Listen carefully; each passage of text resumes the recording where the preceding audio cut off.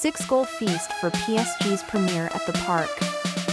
Paris Saint-Germain triumphed over Montpellier 6-0 in a spectacular match at the Parc des Princes, creating an electric atmosphere. After an initial 4-1 victory over Le Havre, PSG fans eagerly awaited another thrilling showdown at their home ground. Luis Enrique introduced a dynamic lineup, including debutant João Neves and the Dembélé-Asensio-Barcola trio, igniting excitement from the start.